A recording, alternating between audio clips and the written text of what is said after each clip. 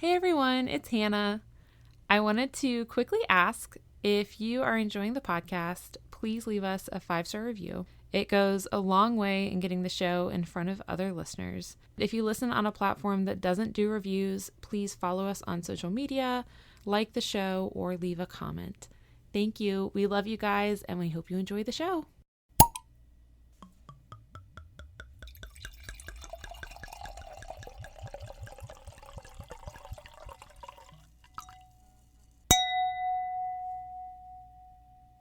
You're listening to The Tales We Tell, a podcast about spooky stories, unsolved mysteries, and local lore.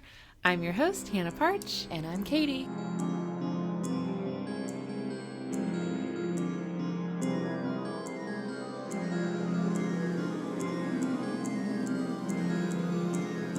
I think this is a very fun one. I'm not going to say no one dies. It's not super sad, and it's not super scary, but it's very interesting and like... Is it twisty-turny? Yes, kind of. I like twisty-turny. And it's about... I'm also super jealous of your... Everyone has friendship bracelets, and it just... I don't have friends. Even Connor has a friendship bracelet. I made that for him. Actually. I figured you might have. But guess what? I have a bunch of these because this is my new like short-term hyperfixation project. Mm-hmm. I have a bunch. And it's super trendy. Like, everyone's got... I think it started with Taylor Swift, right? Yeah, that's literally why, because Hannah Cox had a bunch of Taylor Swift bracelets, and I was like, those are really cool. And she gave me one, and I was like, I want to make these. So I have one. This one says Hannah 1. And so I made one for Hannah 2 and Hannah 3. And then I just made a bunch of other ones. I literally have a bunch in my living room. You can have a bunch if you want. I want to be trendy. Yeah. And, like... It's not often I want to be part of a trend, but this is one I like. It's really... fun and inexpensive to do, and they take like 5 minutes to make, so it's also very like fulfilling because you can do it in a short period of time, and then like obviously we need ones that say TWT. I know, I was thinking about that the other day too, so I wonder if they make little like mini crows. I'm gonna I would scour the Etsy. You could probably find some cute little crow charms on Etsy, because I dislike going to our local hobby store. Yeah, it's not the best. Okay, so today I'm going to tell you... Oh, and this is a all ages safe episode. Dante and Tiny Tim. Dante and Tiny Tim. Okay, today I'm going to tell you about the Varginha Incident, which is about aliens. Nice. This is the episode that I almost did for our live episode. Okay. And put to the side in lieu of a local one. I still loved our live one. I think that was a good story. Yeah. But this one is really wild. And I told Jarek, I think last night or this morning, I was like, I'm pretty positive. I'm like 102% positive that like not only are aliens real, they've been here and they've died here. And like at least... So that's who died in the story. And at least 2 governments have proof of it. Cool. Okay. So, Varginha is a town in Brazil. And interestingly, or not interestingly, Brazil has been the site of several UFO encounters throughout the years. I can see that. Yeah, I said that to someone, and they were like, well, Brazil is huge. And I was like, good point. There's that. So I'm going to give you a quote-unquote brief history that I might have gone a little in the weeds for. Okay, September 13th, 1957, we have the Ubatuba incident, which I love saying. Okay. And this one is a little sciencey, so I'm hoping maybe... We'll see. I throw all the science at you. We'll see. Assuming that you know what it means. Okay. So a journalist named Ibrahim Sued received an envelope containing 3 small fragments of metal and also a letter. And the letter explained that the person who was writing the letter had witnessed a UFO flying over the beach of Ubatuba, and it was like, I guess, on its way to crash, and before it hit the water, it exploded mid-flight. And so the letter writer had collected some of the debris, and that's what was in the envelope. Now, the letter writer couldn't be identified because his signature was illegible. And so is mine. Which, like, if you're gonna... Well, I guess maybe he didn't want to be identified, so, like, whatever. And as far as I could tell via the internet, there weren't any other witnesses, or no other witnesses came forward. So Sued had these pieces of metal analyzed by more than one lab, and they came back as being pure magnesium. And what is apparently... Interesting metal to build a spaceship out of? Yeah.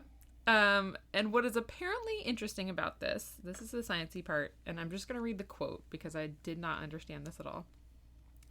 Quote, "It is impossible, question mark, I don't know if it is or not, to produce any element terrestrially that is absolutely spectrographically pure." I don't know what that means, and I don't know if that's true. My understanding is that, like, in order to, like, produce it, like, you know, make it or refine it or whatever, you're still going to have impurities. You're still going to have trace amounts of other things in it. Gotcha. Okay. So, like, you might be able to, you know, harvest something, like, that has naturally occurred and maybe be able to, like, cut away anything else. Yeah. But there's still likely you're going to have impurities in it. Okay. But essentially, yeah, especially if you're, like, refining something and making something with it, you're going to have impurities. Okay. And that just implies that there are no impurities. Yes. So the implication, obviously, was that this was extraterrestrial magnesium. And obviously there's, like, skeptics and whatever for all of this. So that's our first one, 1957. And we actually have a couple from 1957. Because right after that, on October 16th, was when the Antonio Villalobos abduction took place, which is episode 72. Okay, I was about to say, I'm like, we did do a South American alien experience already. Yeah. And I just... Yeah, it took me a minute to find where it was. I didn't realize it was that long ago. Almost 100 episodes ago, because this is 171. And then November 4th of 1957. So we're just going like once a month here. Big year for aliens. 2 guards at the Itapu Fort. I'm sorry, I'm going to mess up all the names. Which is in somewhere in Sao Paulo. And it's a military fort. So they were, I guess, on guard doing their thing. They witnessed a, quote, luminous orange disc flying low over the water at a high rate of speed.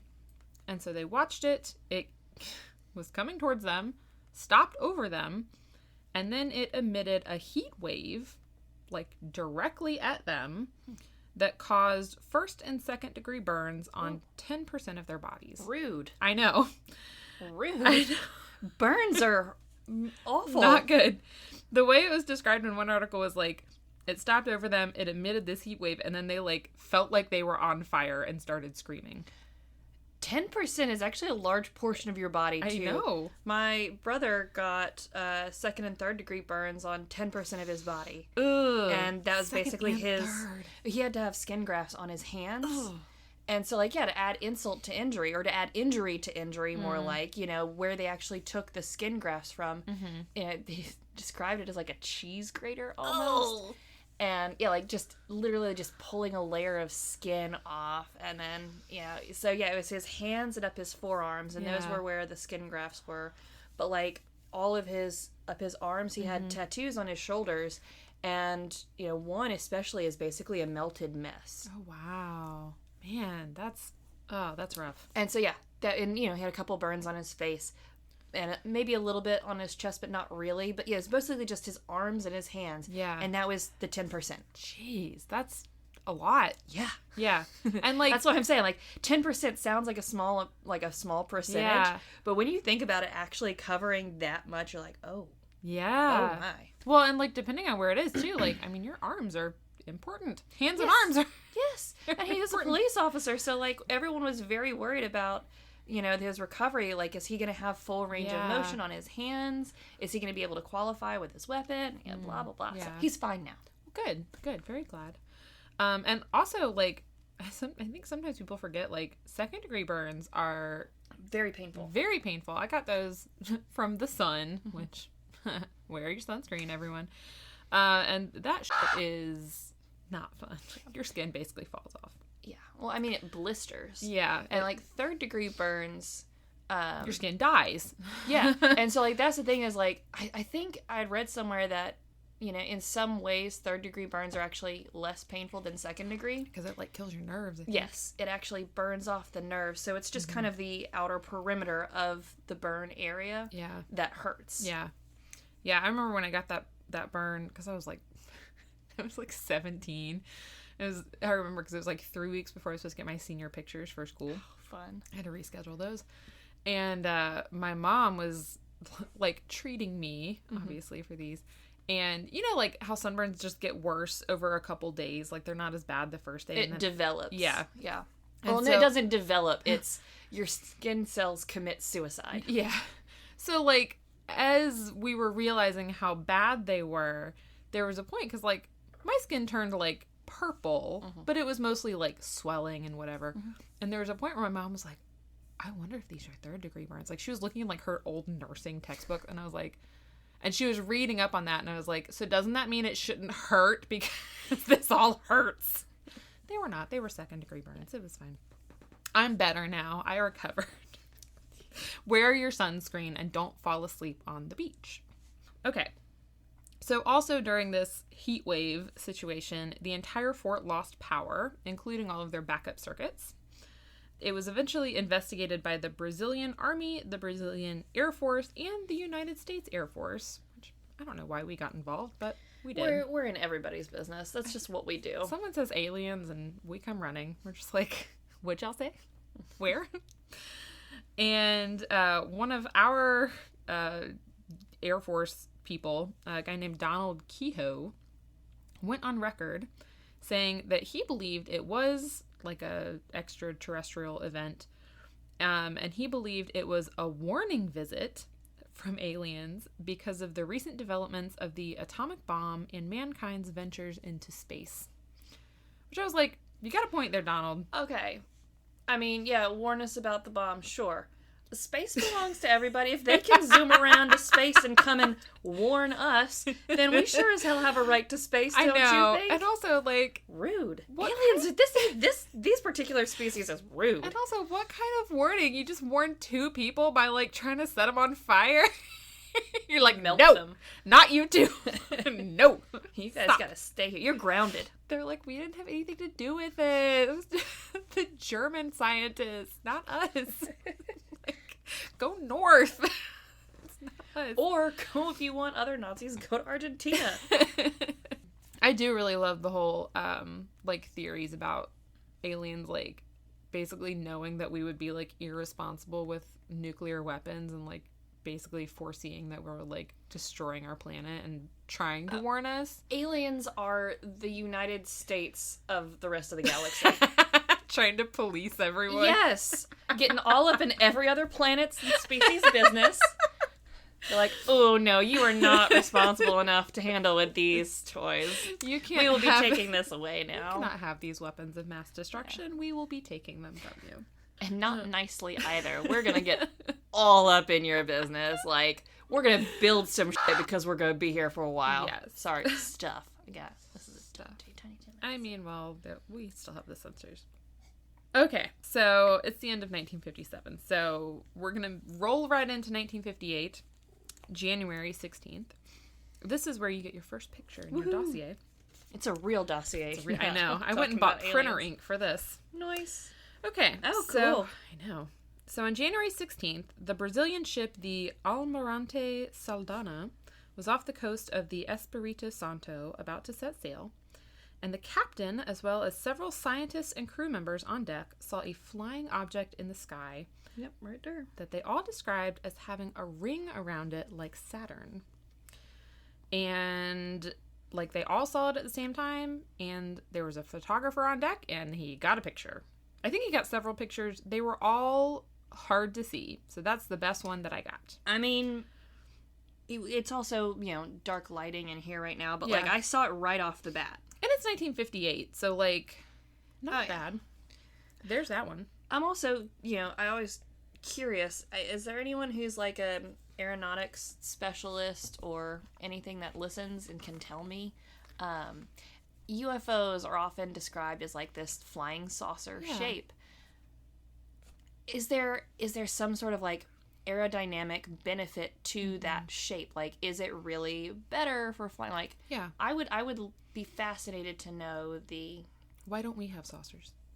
Yeah, like, why are planes shaped the way that they are versus flying saucers? And, like, granted, I understand it's also gonna the propulsion, I guess is the word, technology, like if you need jet engines, but, like, why not a disc versus wings? I'm very curious about that. I would also be very curious to know if we have any, like, aeronautic specialists listening to our podcast.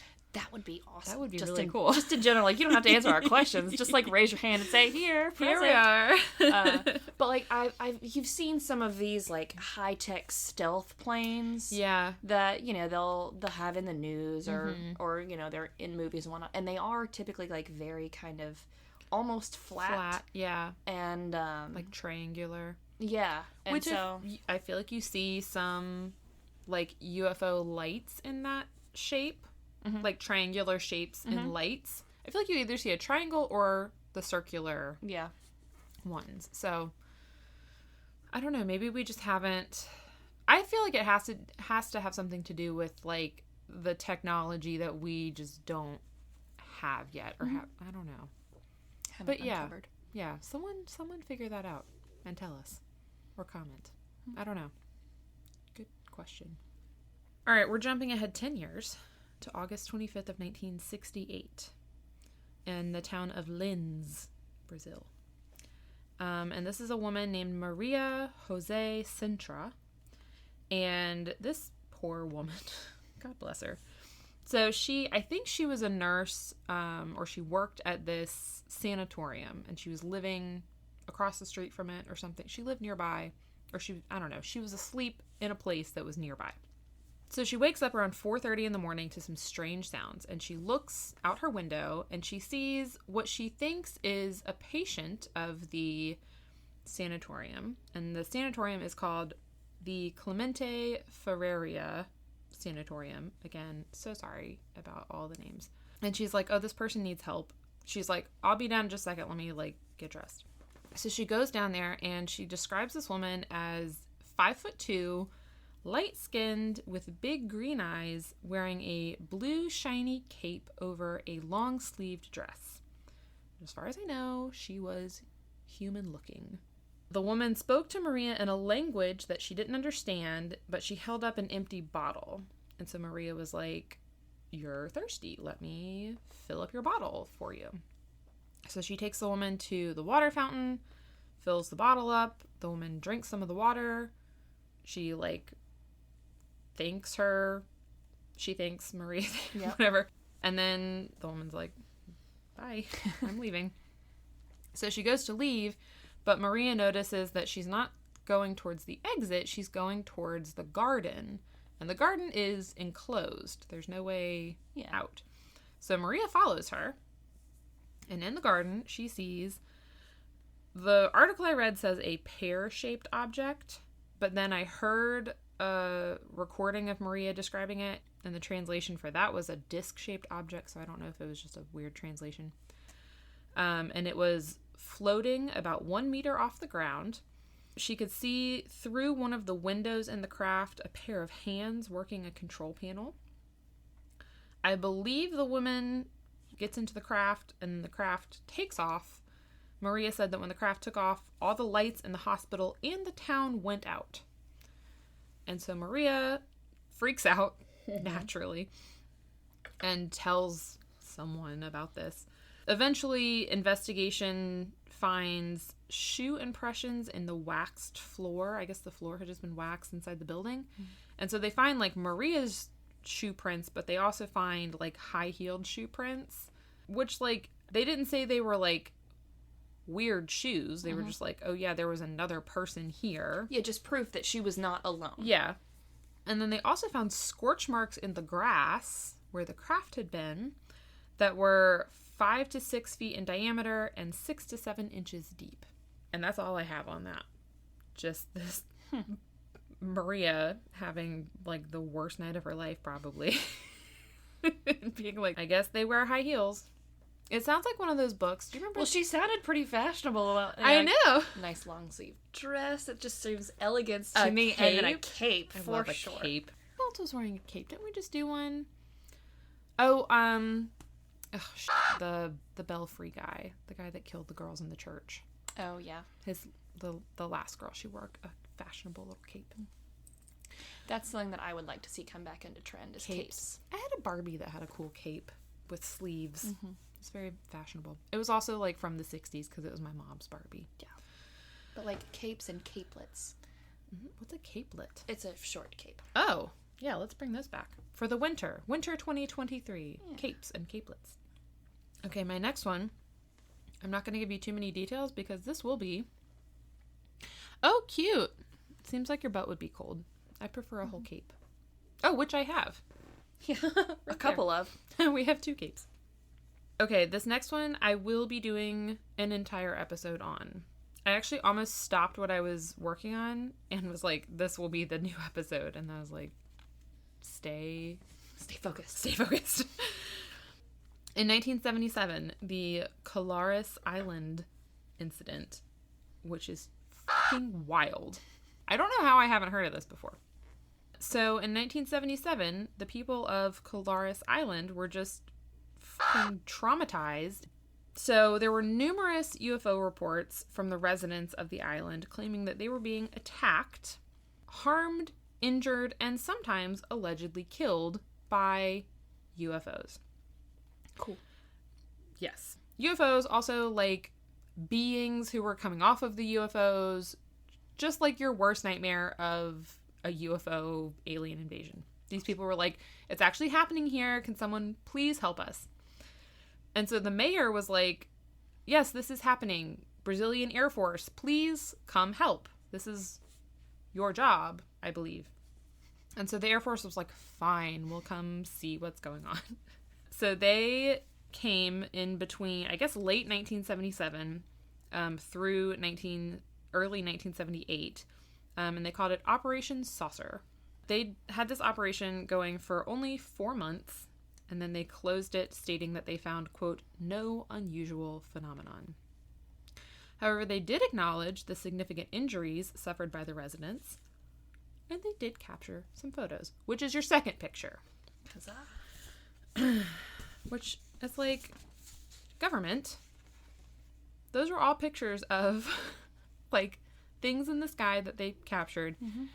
I think there's some declassified documents, which I didn't include because, again, there's going to be a whole episode, where they like have like sketches of crafts. There's like descriptions of like beings that like that the government, mm-hmm. Air Force officials are saying like we saw in the crafts, but then they're like, but our official report is that there's nothing unusual going on here. You guys are fine. And the people are just like, helpful. Okay, awesome. Well, I guess we'll just keep being here, being terrorized. And then my last one before I get to the real party here is May 9th of 1986. We have the Night of the UFOs, which this is one of my favorite kinds, which is when it's basically all sightings by military personnel. So it was a series of visual and radar contacts with UFOs that took place between approximately 8:15 p.m. and 11 o'clock p.m. There was a total of 21 radar points. Okay. Anyway, 21 pieces of radar. Everyone knows that 21 is an alien number. Everyone, I don't know. 21 spots on the radar.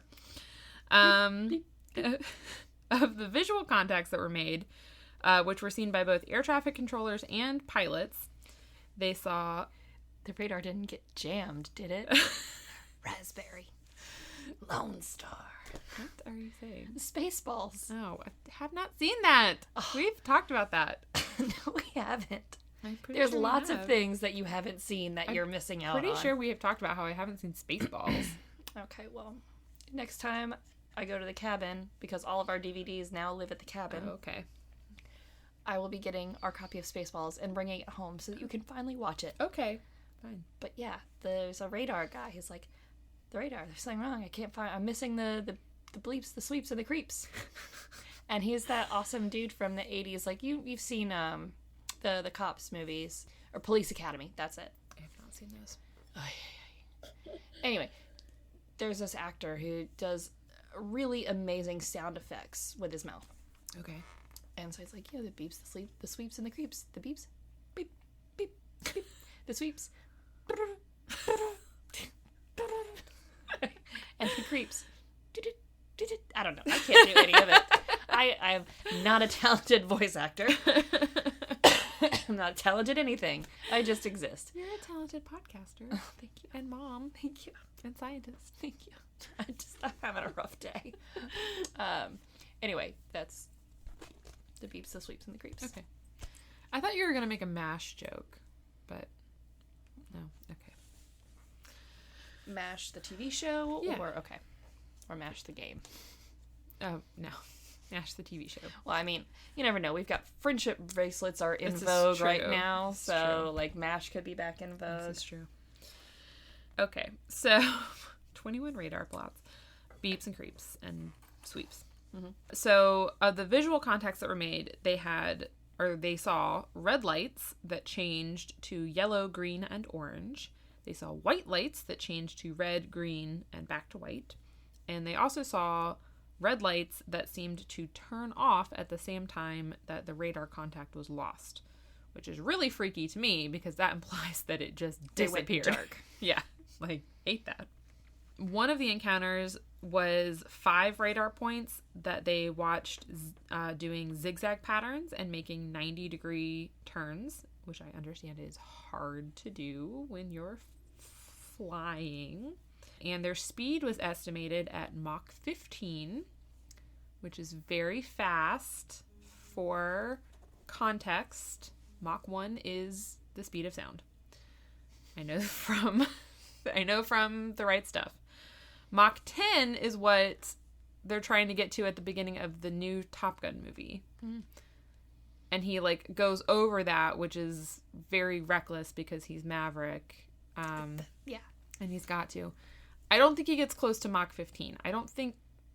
Well, I'm not going to say humans haven't done that. I'm sure we have. But, I don't think you can do those maneuvers at that... I might be wrong. I'm not going to say that. That could be a complete lie. But it's very, very, very fast. It's supersonic.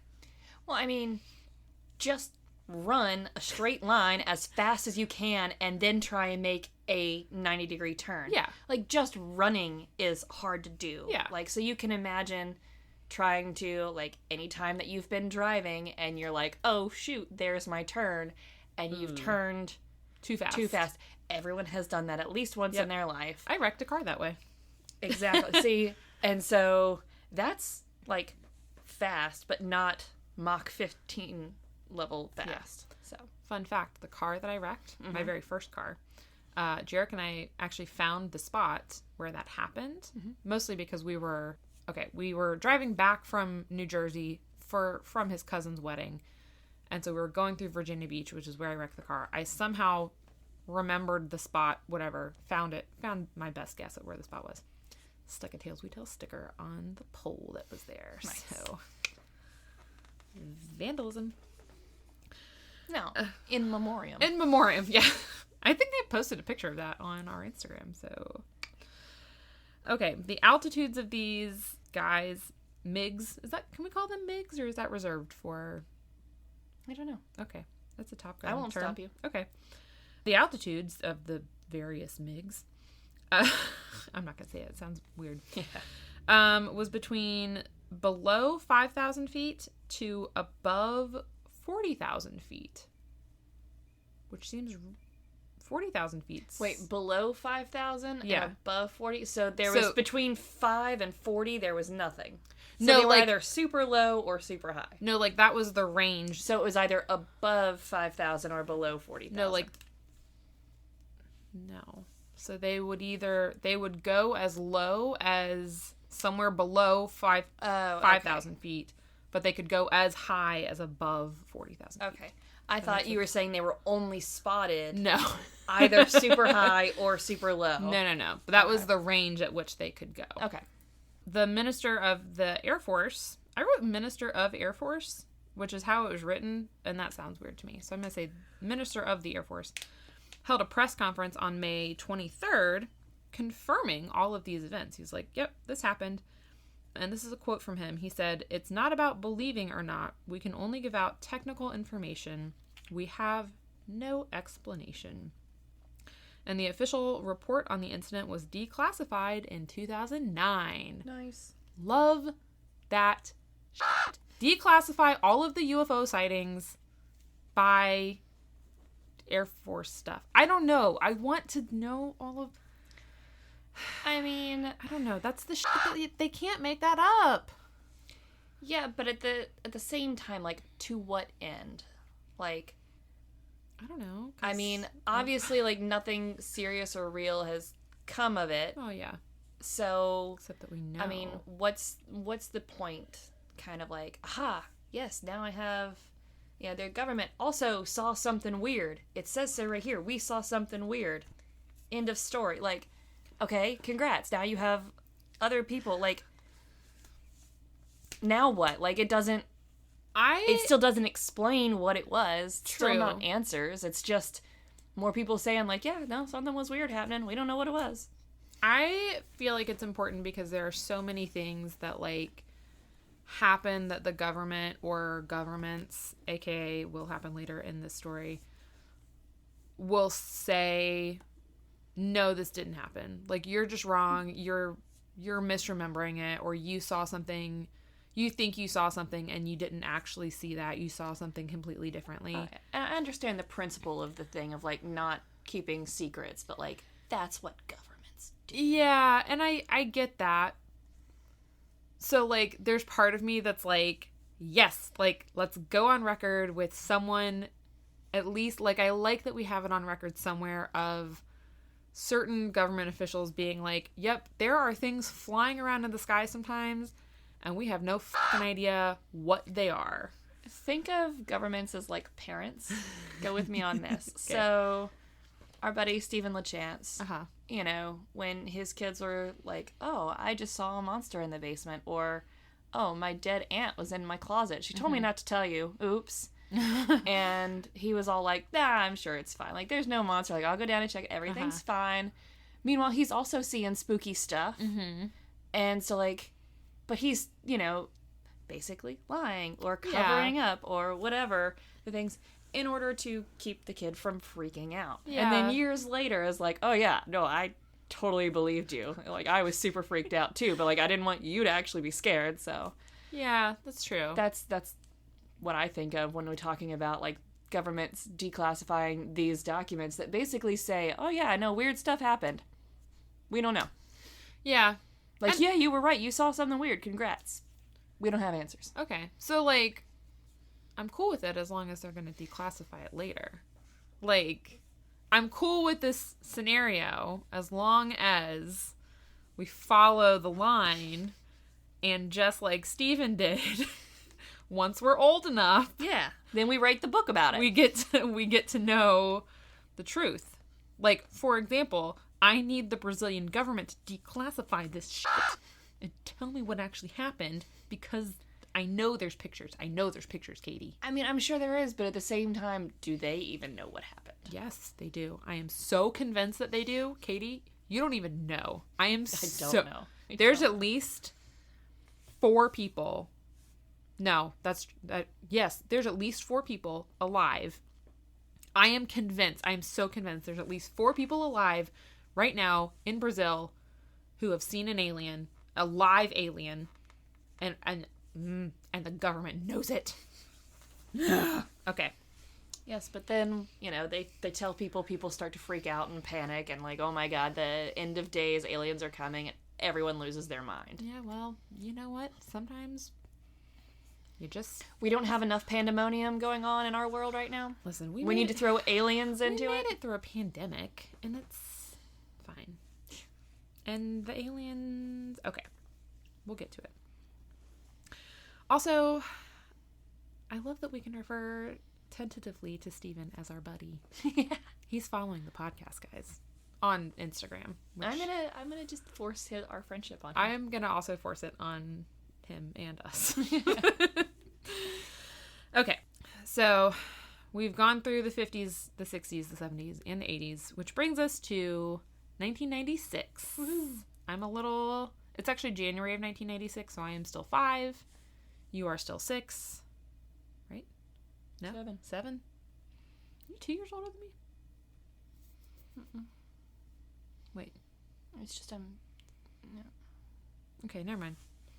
January of 96? No, I'm 6, Okay. I guess. Yeah, and then in September I turned 7. Okay. Thought my math was way off. No, years and being halfway through the year messes me up sometimes. That's fine. Or, well, you're halfway through the year. I'm not. You're closer to halfway. Yeah. Okay, so it's 1996. We are in Varginha, Brazil, which is a municipality in the state of Minas Gerais.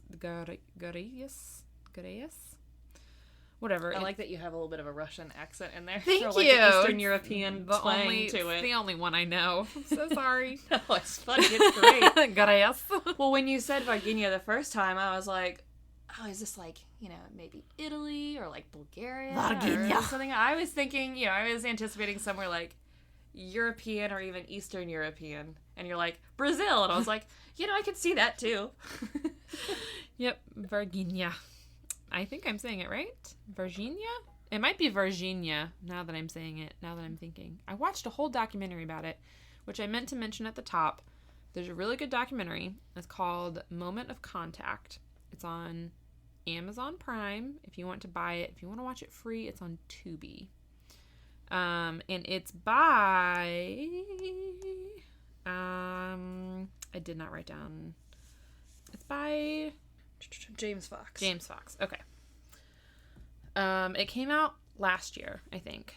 And I don't know anything about James Fox. I know he was on Joe Rogan's podcast, which don't love, but I also couldn't find anything else on him, so I don't know if he's weird or not.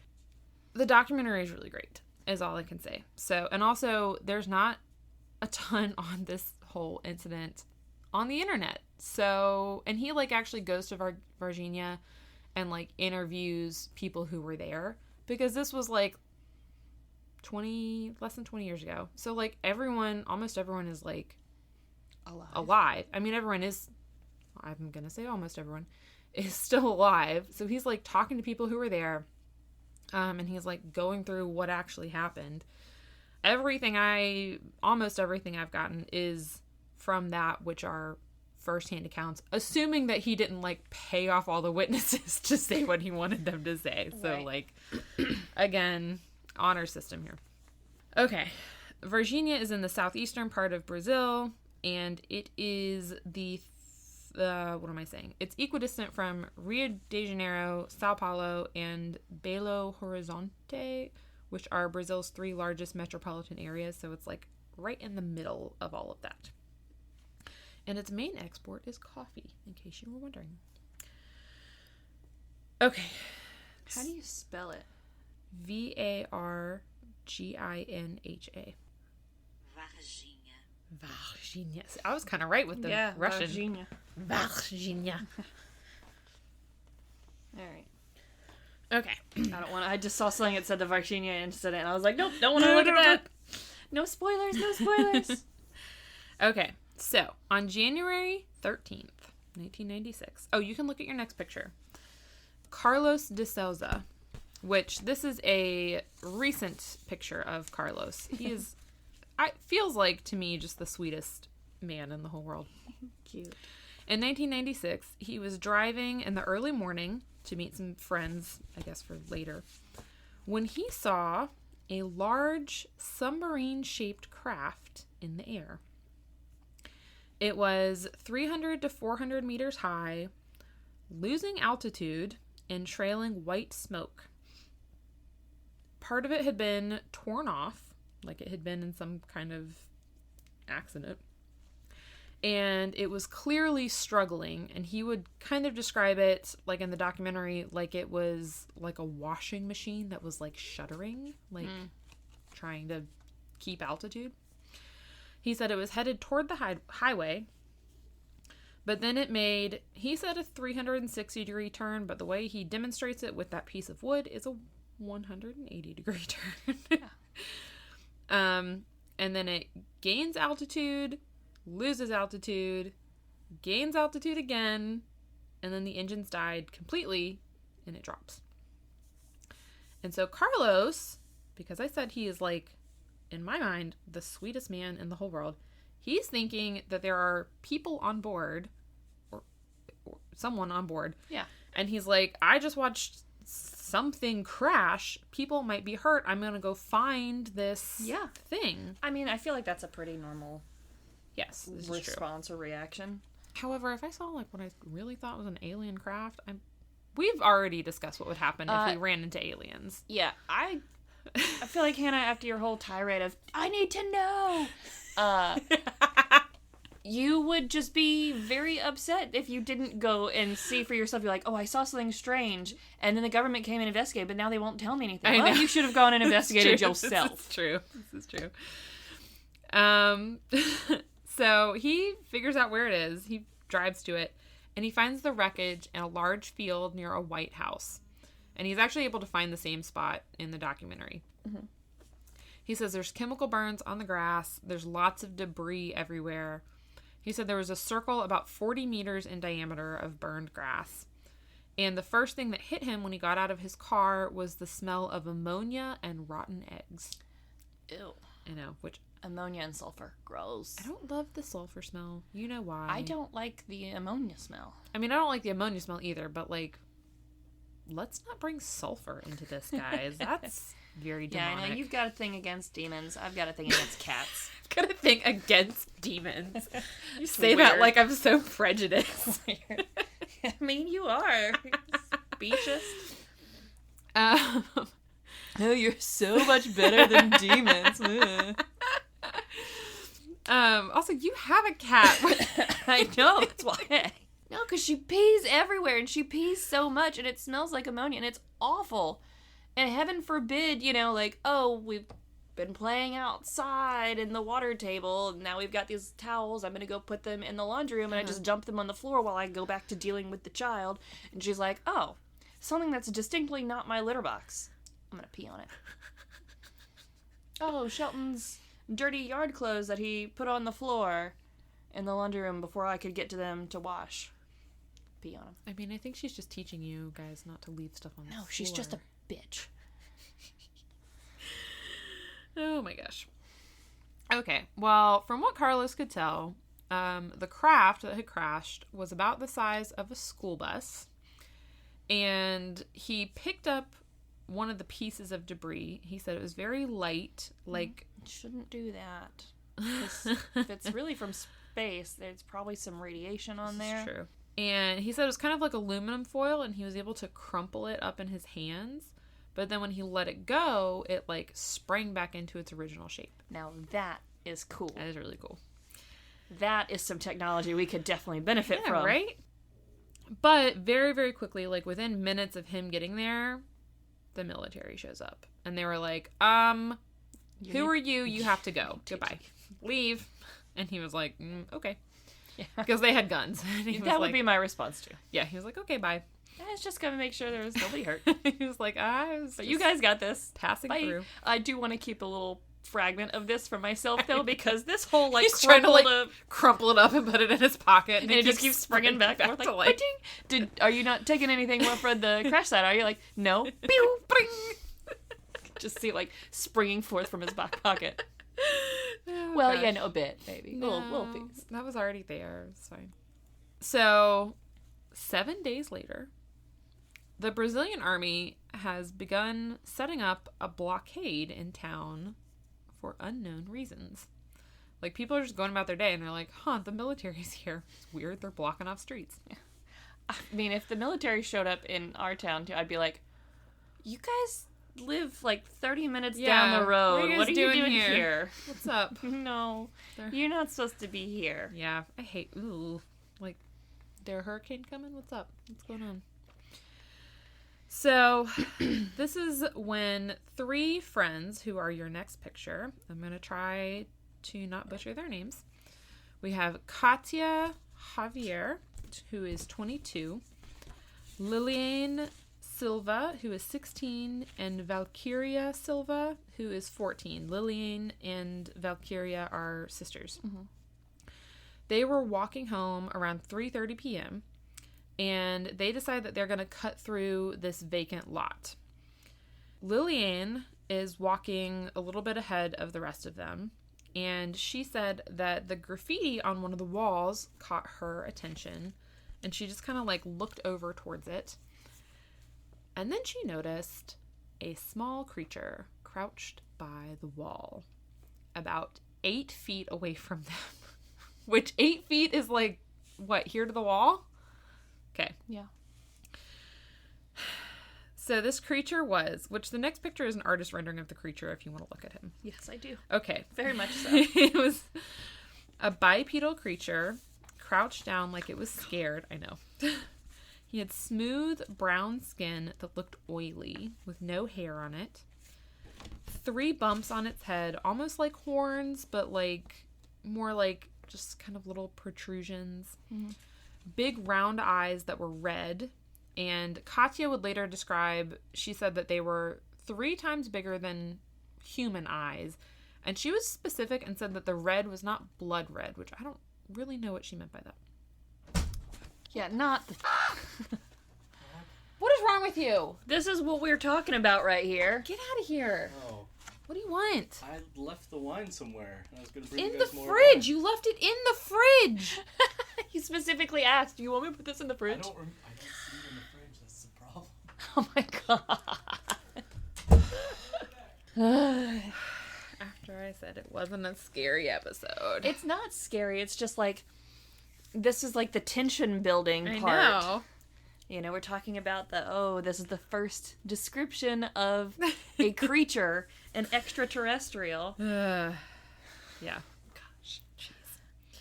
Here, you want to hear, or, I might have a good picture to go with it, too. Yeah. This will help calm you down. Okay, yes. My extraterrestrial, my creature, yeah. Yesterday had such a big morning. I mean, we got this cool new splash pad toy thing for it's like a little pool / splashy thing. Who's that ghost in your yard? Right.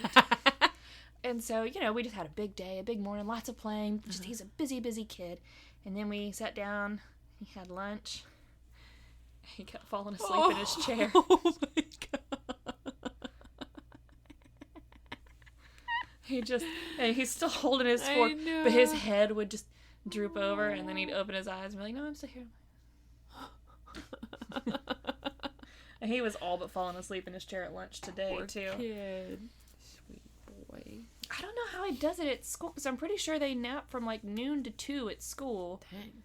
And like yesterday and today, we couldn't even get to noon before naps. Jeez. I don't know. Maybe they have like lighter mornings. Well, I think it has something to do with his second breakfast. Because he has a small breakfast at home, and then he has another small breakfast at school. Gotcha. And so I'm wondering if that like second breakfast isn't just enough energy boost to get him. Or maybe he's not quite as like busy as he is at home when it's, because he might spend a little bit more time like sitting and observing and watching than running all over my house.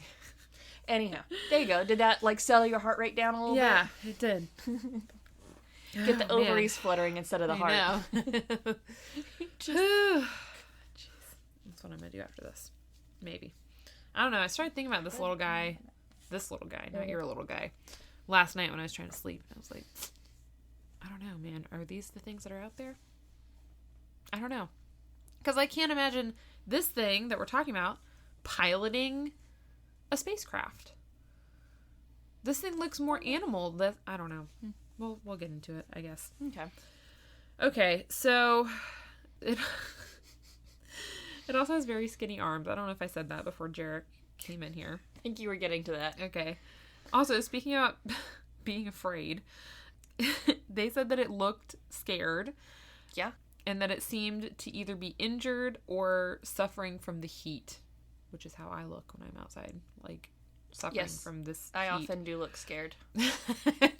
And or suffering from the heat. No. When I'm suffering from the heat, I look scared. That's what I meant. Yeah. So anytime you see me looking scared, you'd be like, "Oh, Katie, are you too hot? Are you too hot?"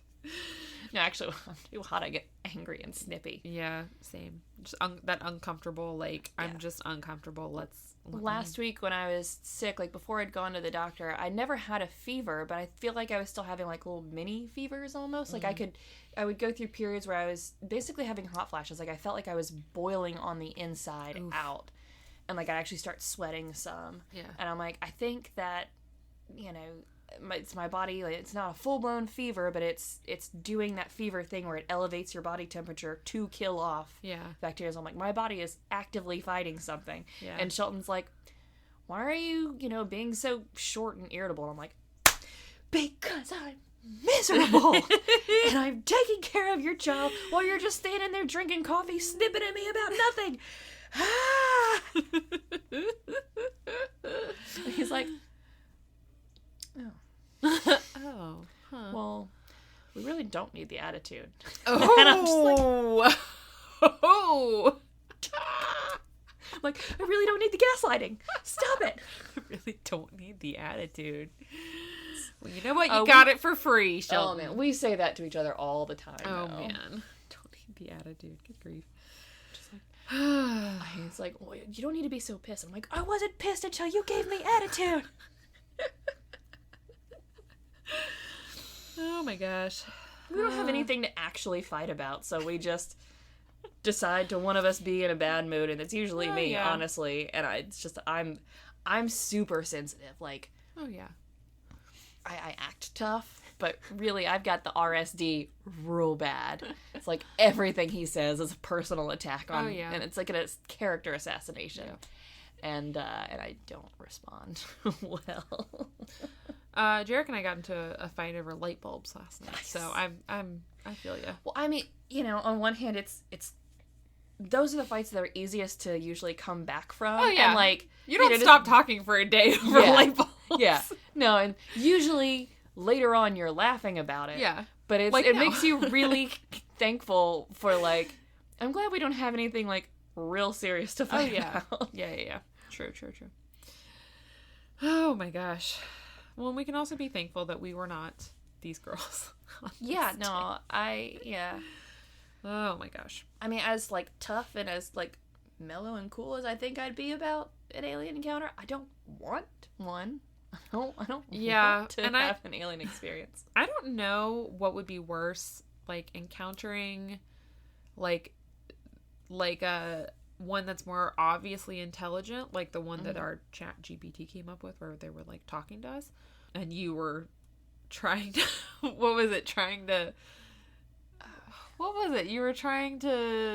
you were laughing.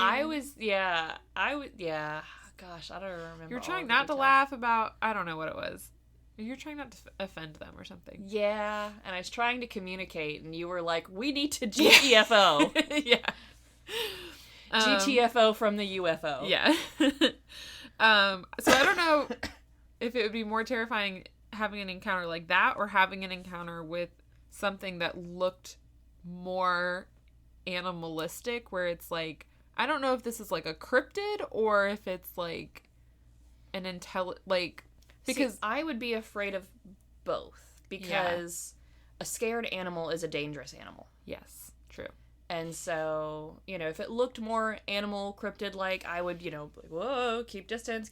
Like, I don't want to make it feel threatened. Yeah. Because if it's threatened, then it'll potentially do whatever it does.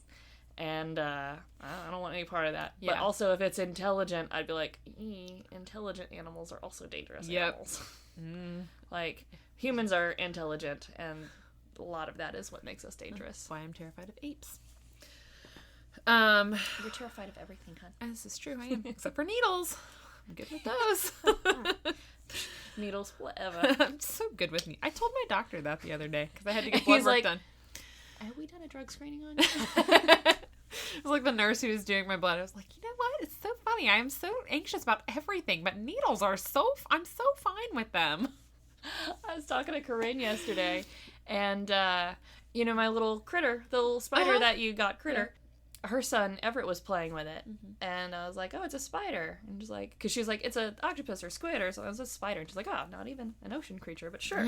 And I was like, yeah, Everett, that's the kind of spider that your mom will allow you to actually play with or have in the house. She's like, actually, you know what? Now that I'm on anxiety meds, spiders aren't that big of a deal. Oh. And she's like, it's amazing. Like, obviously I don't like spiders or like they still creep me out a little bit, but they're just not as big of a deal as they used to be. Like, if there's one in my space, it's more like, I should deal with that. Not, I can't be in this space right now because there's a spider. Nice. Love if my anxiety med did that for me. Hasn't quite worked that way for me, but we're working on that in therapy. So. Well, that might have been, it might have helped you on other things. This is true. It does help with some stuff. Yeah. So I don't know if that's all of her anxieties and issues across the board, or if it's just it helps with the spiders and nothing else. Maybe it just like narrowed perspective of like, okay, instead of being anxious about a lot of these things, let's just be anxious about this group of things. Yeah, that's true. Prioritize the anxieties. Yeah, that's true. Good point. So one thing I was thinking about while we were talking about this, one thing I never could figure out was how big the creature was.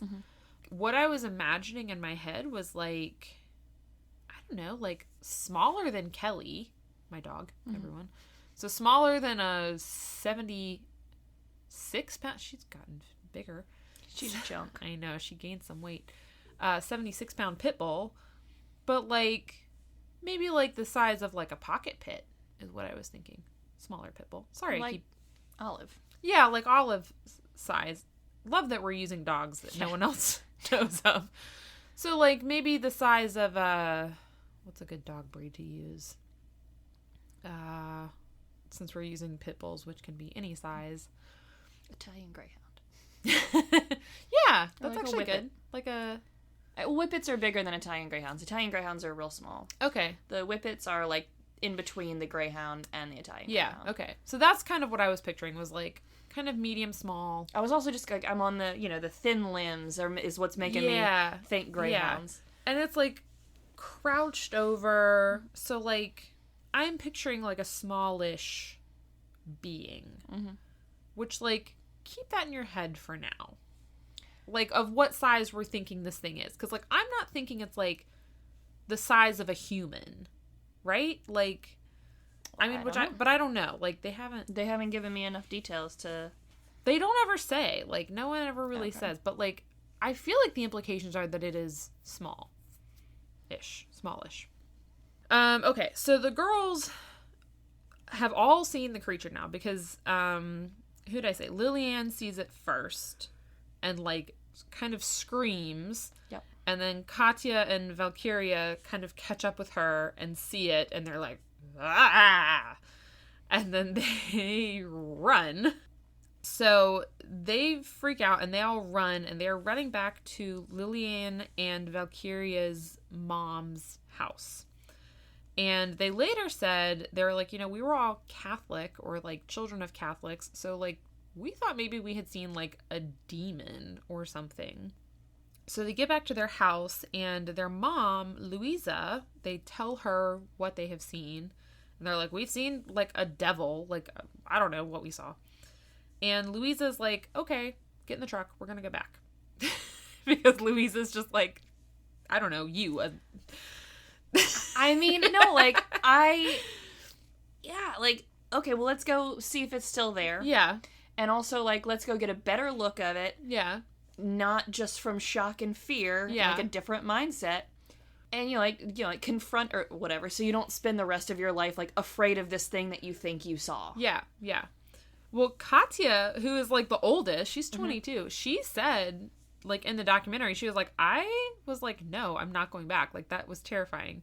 And Louisa was like, get in the truck. Like, come on, we're gonna go back. So they get back, and, like, the thing is not there anymore. Yeah, it just had 3 girls scream in its face. I would want to get the hell out too. But what they do find is a footprint. And Louisa is telling this in the documentary. She said, I saw a footprint in the dirt. And she's describing it as, like, basically just 3 toes. Like, 2 kind of big toes and then, like, a 3rd toe. And then she said there was a really strong smell of ammonia and sulfur. And Louisa said it was, like, the worst smell. I could not get that smell out of my nose. I washed my nose out with, like, alcohol and water and, like, it, like, stuck in my nose. It was I awful. hate when smells linger. I know. Ugh. Especially if they have a smell taste. Where it, like, gets in your throat. Yes. Yeah. And, like, you can taste the smell. Yeah, it's... Ugh. And apparently someone in the area... I read a mason worker. I don't know who it was. But they said that, like, they saw them kind of looking and they were like, hey, a fireman or some firemen came by after you guys left and caught that thing and took it away. Which I don't know if that's true based on some later events. Mm-hmm. I read that in an article, but we'll continue going. I hope that if I ever did encounter something like that, I would, like, back up and give it space, but I wouldn't run away until I had a chance to, like, fully process what I was seeing and, like, really take it in and be like, okay, now is this my brain just doing weird things to, like, protect me, or like it's seeing things that aren't really that way because it doesn't understand what it's seeing. Because, like, your brain just tries to fill in the blanks a lot of the times, like what's in front of your face, what your eyes are telling your brain's like, nah, that's... Yeah. We gotta we gotta fill in some blanks because we don't understand what is coming through. Yeah. So... Yeah. Brains are weird. They're fascinating. Brains are weird. And the girls did, I think when they got home, like, after this, they, like, all drew pictures. Mm-hmm. I assume to, like, kind of remember what it was. And they all did draw similar things, like, in terms of, like, the shape of the head with, like, the 3 little bumps and the red eyes. And like, they all described it the same way. I don't know how much of that was them talking amongst themselves and influencing each other. And yeah, that was another thing, is like, okay, before you all tell the stories, everybody draw what you saw. Yeah. And then we'll hear everyone's description. Yeah, so it's like, I don't know. Or if you can't draw, just write it down. Write it down, yeah. Journal about it real quick. Okay, so about 3 hours after this event, there's 2 police officers who were patrolling the area about a block away. Because remember, there's a military blockade going on. Yep. For reasons. And they're just driving along, just looking for anything unusual. When all of a sudden, this creature, or one like it, runs in front of their car. And they slam on the brakes. And one of the officers, who is your next picture, his name is Marco Chereze, and I believe he is 23 at the time. Nice jaw. I know, right? So he's got cute sticky outy ears. He gets out of the car and manages to grab this creature just with his bare hands. And they said detained it, which I was like, okay, would you, like, slap some handcuffs on it? Like, I don't know how he... Threw it in the back of the squad car. Detained it. What would you want to drive around with that smell? I don't know. Like, I don't know how I don't know if you put it in the trunk. Like, I don't know. Apparently this was not without a struggle. One version said that he sustained a scratch while collecting it. But they managed to get this creature and they took it to the local hospital, which I guess had been kind of already designated as like a rallying point, because earlier that day, what I didn't mention is that the fire department had already been called out to an area because of several complaints from residents about a strange creature. And the fire department had gone out and they had captured a similar creature, similar to the one that the girl saw and to one that Marco had captured. They captured it with a net, though, not with their bare hands. And then one report, again, this is from the documentary. This was like an interview from the time, like from 1996. They interviewed some guy, and they were like, oh, what did you hear, like, about what they captured? And they were like, oh, they said that it cried like a child. And I was like, Eesh, oh, that's creepy. terrible. Like, shouldn't you be concerned about that? Like, Creepy. animals don't... Oh, okay. So this creature was also taken to the hospital. This is why I doubt the story about the creature that the girl saw being taken away, because only 2 creatures ended up at the hospital.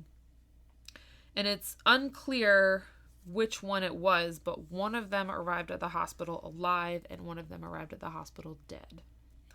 So we have one alive alien and one dead alien. Well, if one came from the fire department and the other came from the police department, we can all make guesses of which one arrived alive. True. Yeah. Yeah. I mean, anyone could fill in the blanks on that one. Yeah. It can go either way. Although it is the Brazilian police department. I don't know what they're like. Does that make it better or worse? I don't know. I mean, Marco, I will say, is not a villain in this. No. I'm not accusing anyone of being a villain. I'm not accusing... Yeah. Also, who knows what the condition of the creature was before it was apprehended. True. Yeah. If it's... So, like, if it was already, like, very, injured or hurt or whatever, and, like, just being manhandled by a net, that could, it could have gotten tangled up in the net and hurt itself. Yeah. It could have gotten hurt in the physical struggle with Marco. Yeah. Like, there's no telling. It could also just have been, like, a matter of time based on, like, our atmosphere and... That's the other thing that I'm wondering. I'm wondering if they're not slowly, like, I don't know, being poisoned by the oxygen and they're, like, effervescing ammonia and... Oh, gosh. and sulfur. Jeez. As they're, like... Yeah. Oh, jeez. Later on, there would be at least a few witnesses who would claim to have seen a craft flying low and slowly in the area as if it was searching for something, which I don't love. The documentary crew interviewed a young man on the street who said that he had seen a spinning disc-shaped craft flying at the height of the street lamps, which is way too low for my liking. And he was like, yeah, it was me and my mom. And, like, this guy looked like he was our age. So I was like, cool. You were, like, 7 and you saw this with your mom? Hate that for you. And he was like, yeah, it was just going real slow. Like, it was looking for something. And I was like, and you still live here? Rescue. Like, I hate that. And then the documentary crew also interviewed a family that they described as, like, a well-respected family. This family insisted on staying anonymous. Almost didn't do the interview because they just really didn't want anyone to know who they were. But they said they saw a large silent saucer moving slowly over the street that night. And they again described it as seeming like it was looking for something. Which again, can you imagine if you... Well, I actually like that. Like, obviously they're looking for their fallen brethren, you know? So, like, don't leave no man behind. I respect that. But if you did not know that there were... First of all... Oh, yeah, no, I guess that's true. If they didn't know that there was missing aliens running around their town, I could see how they might be a little like, Big Brother? But also, if you did know that there were, I mean, I hate... They're looking for them to collect them, so they're not running around town anymore. I know, but what if you didn't know? Go find them. And I don't want to find them. You find them. What if that's the way you found out that there were aliens running around your town? Okay, you're much calmer about these kinds of things than I am. I hate this. So back to the... I'm good in a crisis. I know you are. I'm terrible in a crisis. At one point, the body or bodies, I think just one body, really unclear. I think at some point, both of the aliens die. I don't know at what point that is. Or I assume both of them die at some point. So at one point, one of the bodies was taken to be x-rayed. I don't know if this was at the same hospital where they were taken in Varginha or if it was somewhere else. But the radiographer who did the x-rays was interviewed for the documentary. He said that he was told to x-ray the skull, the cervical spine, the thorax. What's the thorax? Is your chest. Oh, okay. Like your thoracic cavity is your chest cavity. Oh, okay. I thought that was... So like your ribs. Okay. I thought that was an insect thing. I mean, yeah, there's the head, the thorax, the abdomen, whatever, on insects. But yeah, thoracic. Okay. Like your cervical spine is your neck. Your thoracic spine is... Cervical spine is your neck? Mm-hmm. Why is it called your... But your... Because it's not in your cervix. Because your cervix doesn't have a spine. That doesn't make sense, though. Why is your cervix called your cervix, then? I don't know. Okay. I didn't name anatomy. I'm just identifying it. Okay. Cervical, thoracic, and lumbar. Okay. Well, he did all that. Plus the pelvis, the abdomen, the legs, and the arms. So the whole thing. The whole body, yes. Except for the hands and the feet, apparently. Yeah, we weren't interested. You just said legs and arms, doesn't it? Just legs and arms. Don't x-ray the arm. We don't the hands want and the feet. Don't you dare. All of this was presumably done while the body remained in the body bag, because this person didn't mention anything about seeing an alien. And after taking the x-rays, he was like, usually I confirm that they are done correctly. Mm-hmm. And he was not allowed to do that. He wasn't allowed to see them. He was allowed to basically click the shutter on the camera, but not develop the film. Which I imagine must be very hard, because... Oh, I would... nope, that's not how this works. Anytime I've ever had an x-ray done, it's like, they do one, and then they're like, nope, you weren't holding your arm correctly for us to see your spine right. Move slightly. And I'm like, okay, sorry. So, how they got him to do this, I don't know. So he wasn't allowed to see the pictures. The military took all of those. And he said the body smelled very strongly of... sulfur and ammonia. Hell yeah. And that the odor lingered for fucking ever. And he's like, we had to, shut that room down. We couldn't serve the public. We disinfected it. We cleaned it. I couldn't get that smell out for the life of me. And it was terrible. Which, why aliens so stinky? Is it just the death smell, or is that what they smell like all the time?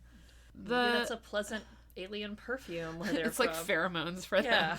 Gross. Or maybe it's their distress smell, and that's what the saucer was out looking like. Oh, where is the smell? Can we trace the smell and find?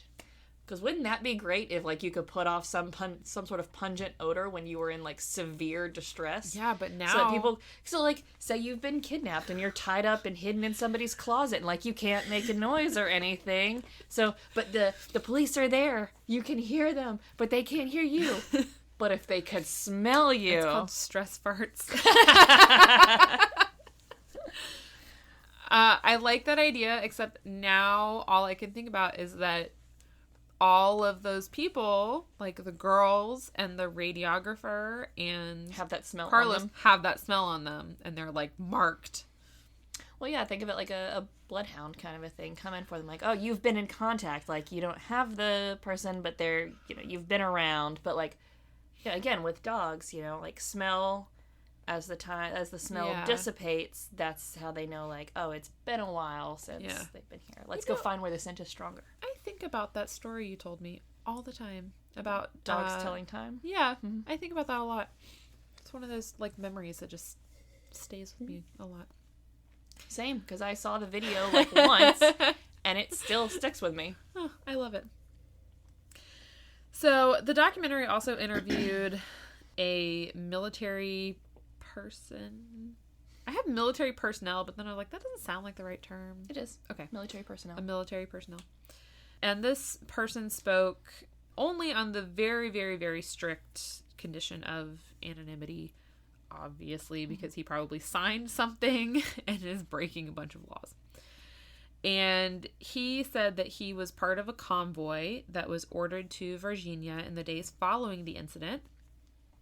He was ordered to back his truck up to the back entrance of the hospital where the bodies were being kept. And he didn't know this at the time. Yeah. He was just going to the hospital. He was pick just something up. Sure, what are we doing? And when he went inside, he saw a stainless steel table with a box on it.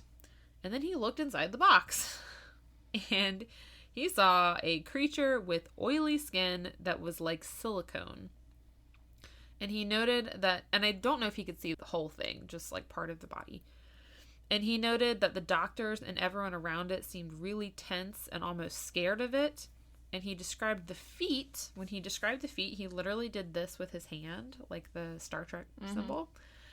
He was like, it was like 2 large toes. And then it was unclear if he was indicating that there was like a third one, like where the thumb was. But like to me, it looked like he was indicating it was the same thing that like what Louisa was describing. And he was like very obviously like freaked out by it because one of the guys was like, why don't you go wait in the truck or something? Like, whatever. I don't want this thing in my truck.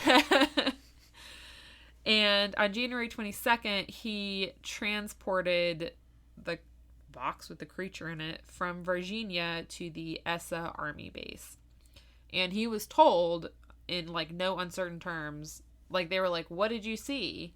Like his superior asked him. And he said, nothing. And they said, that's right. Well, he said, they said, what did you see? And he said, I don't know, like maybe a burned body or something. And they were like, no, that's not what you saw. And he said, I didn't know if they thought that I was trying to like pull one over on them or like, you know, but he was like, I didn't know what it was. And they were like, what you saw was supernatural and you cannot tell anyone about it. And like, you have to keep the secret for your entire life. And then he told a documentary. So like, whatever. Yeah, but nobody knows he didn't keep the secret. Exactly. Except for maybe the guy that watched it. I don't know. Well, I mean, there's doctors, nurses, there's other military personnel who have come into contact. Like, he is not the only person who saw this. Yeah, so, like, exactly. It's not like he can be identified as, like, oh, somebody snitched. Yeah. And obviously it had to be this one particular guy who peeked in the box, despite all the other people who definitely saw. Exactly.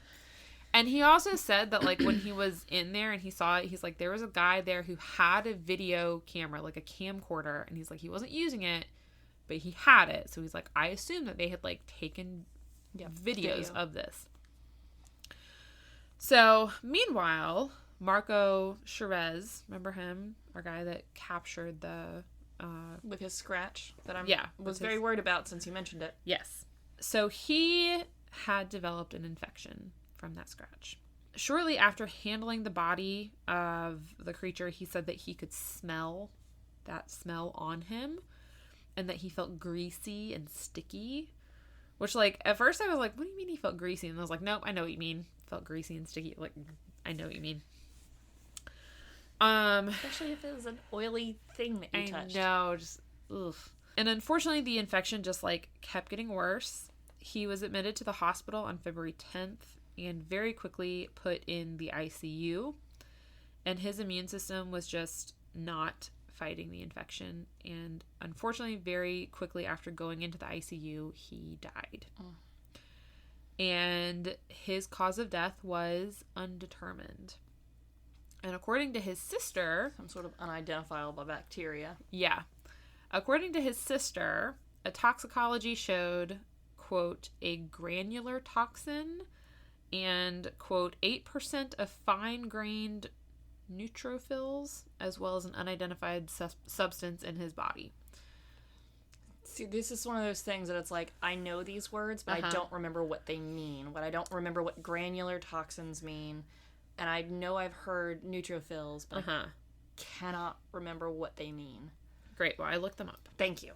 And I just copied and pasted the definition from Wikipedia because I didn't even have the brain functioning to, like, try to translate what it meant. Okay. So, per Wikipedia, toxic granulation is often found in patients with bacterial infection and sepsis, although the finding is nonspecific. Patients being treated with chemotherapy or granulocyte colony stimulating factor, a cytokine drug, may also exhibit toxic granulation. Bacterial infection, sepsis. I thought it was interesting that it said patients being treated with chemotherapy might also exhibit toxic granulation just because... chemo's poison. Well, yeah. But...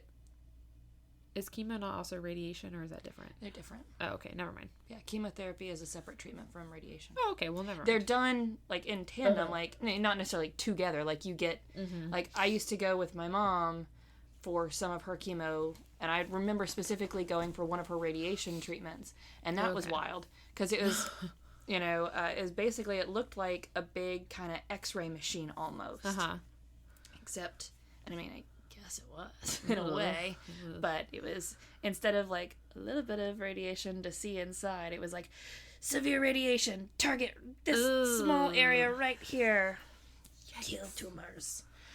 I hope that voice creeped everybody out. It creeped me out. Good. But, you know, they're two separate treatments that are done usually together. Right. And I think sometimes they might do like, okay, we're going to do 6 weeks of chemo, and then we're going to hit you with radiation, so that they're only doing one at a time. Right. Because I know that, you know, I think my mom would do like some of one and then some of the other. And I think there was also some where she was like going through chemo, but also having the radiation appointments. Right. And those is just, it's brutal. And I mean, this was, 20 years ago? 23 years ago? And, you know, the chemo drugs and the radiation treatments, like, all this has come a long way since then. Yeah. But, yeah, no, it was... Yikes.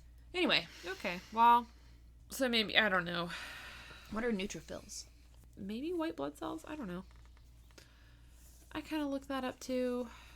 And, again, it was too much for my little brain to understand. It had something to do with white blood cells. You look it up and translate. Okay, so...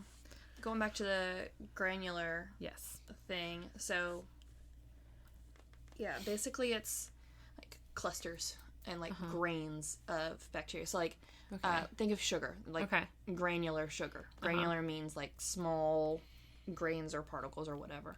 So you would see, like, these clusters of, like, looking like grains of basically bacteria, I guess. Okay. Yeah, a neutrophil is a type of white blood cell. Oh, okay. That's right. So it makes sense to have a lot of neutrophils in there, because if your white blood cells are trying to fight off an infection. Okay. So, unidentified substance, granular toxins. Okay, so whatever. He died of unknown reasons. Really bad infection that his body couldn't fight. Yeah. So unidentifiable bacteria that, Yeah. Which is really creepy. Yeah. Freaky. That's one where you're like, I understand you might have certain religious beliefs about it, but we here at the hospital would highly recommend cremation. Yeah, and his sister, it was either his sister or his wife, said something about, like, when he died, the hospital wanted to bury him as quickly as possible, or, like, recommended burying him as quickly as possible, which I was like, yep. Maybe do one of those lead-lined coffins like they did with Chernobyl, just for safety purposes, just because we don't know what we're dealing with. Both Carlos de Souza and the girls were intimidated by mysterious men following the event who, quote, suggested that they might forget what they saw. Mm-hmm. Carlos remained silent for over 20 years. He gave one interview, like, right after it happened, and then he got the visit from the men in black came by. And then the girls were offered a large sum of money to say that they had made the whole thing up. But at this point, they had already, like, made the news. And Louisa actually was the one who was approached. You couldn't offer me money to say that I had made something up after that point. Yeah. Like, be like, no, my like, integrity is worth it. Like, I'll stop talking if you want. Yeah. Or I'll talk less about it if you want. Yeah.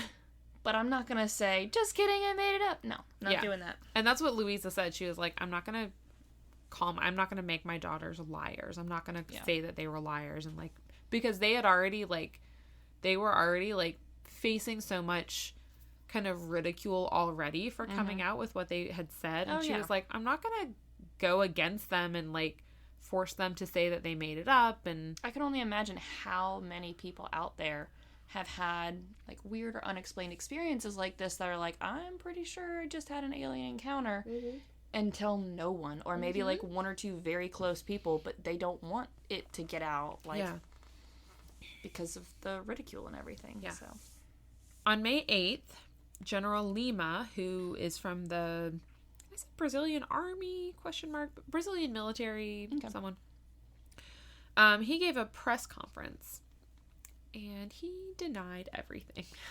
So this is what I was talking about when I was like, I'm glad that there were some press conferences about where they, like, confirmed some things, because this guy, he was like, nope, nothing happened. Everyone's crazy. Yeah, and, like, there was footage from it where the press, they were like, well, do you have, like, proof of this? And he was like, I don't have to prove anything to you. And they're like, well, don't you want to, you know, like, clear this up? He's like, why? And they were like, well, don't you want to, like, you know, People prove to the press? He's like, I don't have to prove anything to you. And then he just, like, walked out. I'm like, okay, but, like, there were aliens in your town. The Brazilian government and military continued to deny this encounter. And in fact, in 2010, an official inquiry by the Brazilian military concluded the following about Varginha. Are you ready for this? Bring it. The creature that the girls encountered was actually a local mentally unstable homeless man called Mudinho, who was dirty because of the heavy rains.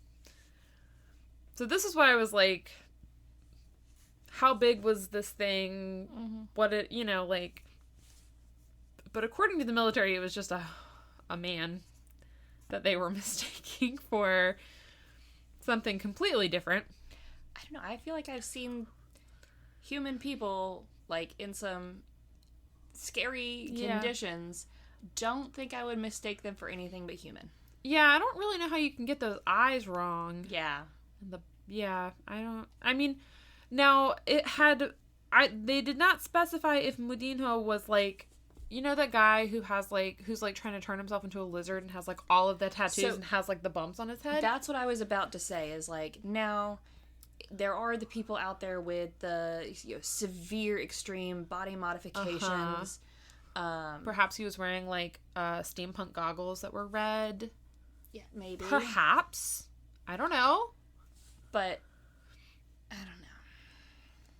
Just, I mean... Like, that's the only time that I think I would see a human in a, like, really haggard state and not recognize them as fully human. The people that have dyed their entire eyes completely black. The people that have, like, the bone growths that they've implanted in their face and whatnot. Even then, I mean, like, unless they were, like, incredibly emaciated, you know, I mean, I'm also...